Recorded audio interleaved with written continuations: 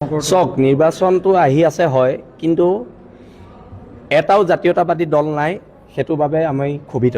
কাৰণ বিজেপি নেগুৰত আৰু কংগ্ৰেছৰ নেগুৰত ধৰি জাতীয়তাবাদ নহয়, বিজেপি কংগ্ৰেছৰ নেগুৰত ধৰি জাতীয়তাবাদ নহয়। মই আগতেও কৈছোঁ, ইলেকশ্যন হৰা জিকাটো ডাঙৰ কথা নহয়, আদৰ্শ জীয়াই ৰখাটো ডাঙৰ কথা। আৰু প্ৰত্যেকটো জাতীয়তাবাদী দলে ৰাষ্ট্ৰীয়তাবাদৰ যে ভৰিত ধৰিলে, ভৰিত ধৰাৰ দিনাই জয় অসম নামৰ শব্দটো কোৱাৰ অধিকাৰ তেওঁলোকে হেৰুৱাই পেলাইছে। আমাৰ এটা কথা স্পষ্ট, বিল আছে তেনে অসমৰ, আমি জাতীয়তাবাদৰ উত্তৰণৰ ক্ষেত্ৰত যিখিনি কৰিব লাগে আমি কৰি গৈছোঁ আৰু অনাগত দিনত কৰি যাম। আৰু এতিয়ালৈকে বিল আছে তেনে ৰাজনৈতিকভাৱে আগবঢ়াৰ কোনো সিদ্ধান্ত লোৱা নাই, কিন্তু যোনদিনা সিদ্ধান্ত ল'ম সেইদিনা কিন্তু প্ৰকৃত জাতীয়তাবাদ কি অসমৰ থলগিৰি জনগণে দেখিবলৈ পাব।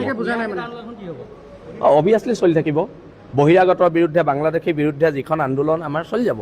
আৰু জাতীয়তাবাদৰ সংজ্ঞাটো কংগ্ৰেছ আৰু বিজেপিয়ে আমাক শিকাব নালাগে। জাতীয়তাবাদৰ সংজ্ঞা কি, তেওঁলোক আহক, বিল আছে তেনে অসমৰ পৰা শিকি যাওক। এতিয়া চাওক, বিহাৰীয়ে 7টা ছিট বিচাৰিছে, আমাৰ প্ৰকৃততে মাত মাতিব কোনে লাগিছিলে?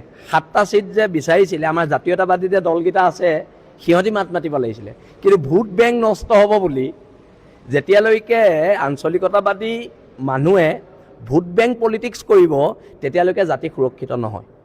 জাতি শেষ কৰি দিব নেকি ভোটৰ স্বাৰ্থত? নিশ্চয়কৈ জাতি শেষ কৰিবলৈ আছে নে? জাতি শেষেই প্ৰায়।